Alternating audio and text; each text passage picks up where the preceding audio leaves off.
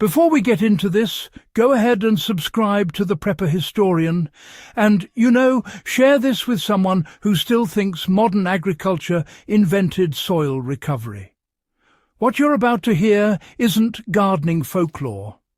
It's a wartime solution developed under pressure, tested in ruined landscapes and quietly sidelined once industrial fertilizers took over.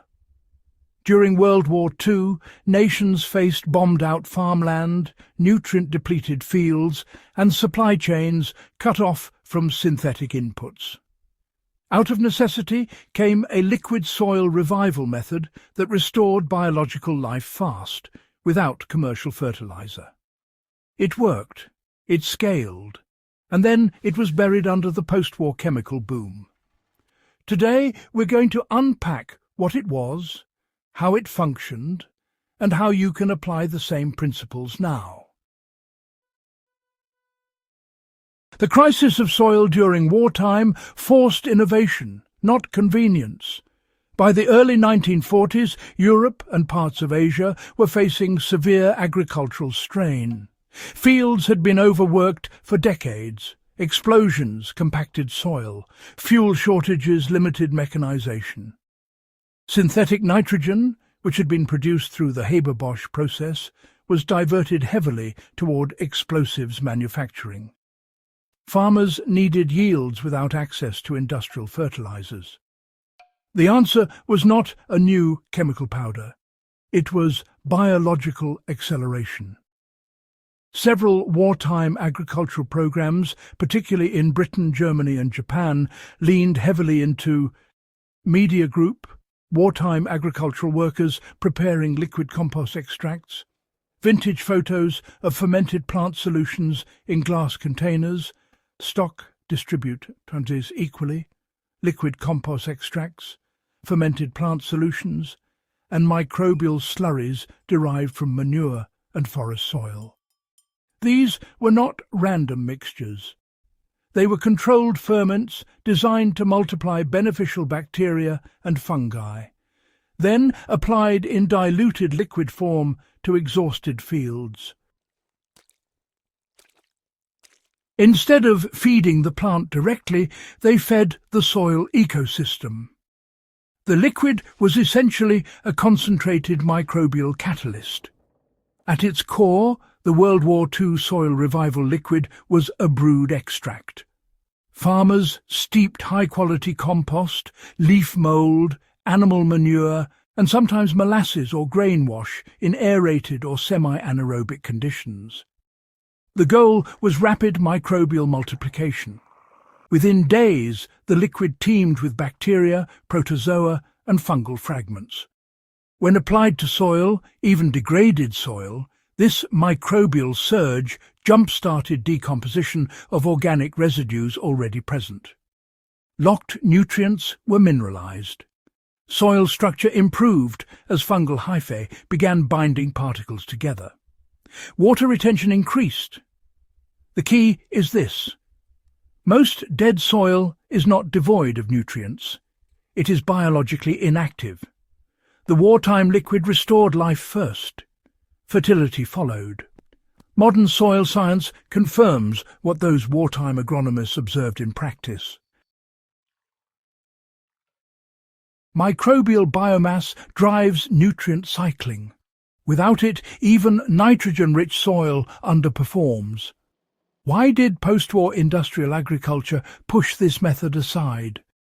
Well, after 1945, the fertilizer industry expanded aggressively.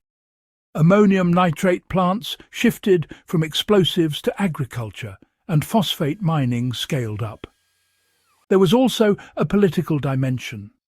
Industrial agriculture symbolized modernization and abundance, while compost brews looked like, regression to pre-industrial farming. Over time, extension services emphasized NPK formulas and mechanization, while biological soil management became niche. But here's the irony. Decades of chemical dependency degraded soil structure and microbial diversity in many regions, creating the very dead soil problem gardeners and small farmers face today. So, how can you recreate a WWII-style soil revival solution today? If you want practical application, start simple. You need high-quality compost, preferably made from diverse organic material. Diversity matters because microbial diversity matters. Add a handful of healthy forest soil if available. Place compost into a porous bag or directly into a container of non-chlorinated water. Aerate the mixture with an aquarium pump for 24 to 48 hours. A small amount of molasses can be added to feed bacterial growth. You are not creating fertilizer in the conventional sense. You are multiplying life. Dilute the finished liquid and apply it to soil that has organic matter present. That last point is critical. Microbes need substrate. Gardeners today call this compost tea. Wartime farmers simply called it necessity. Let's say you have a compacted backyard plot that has produced weak crops for years. Step 1 is mechanical aeration or broad forking to reduce compaction. Step 2 is adding organic material such as shredded leaves or composted manure.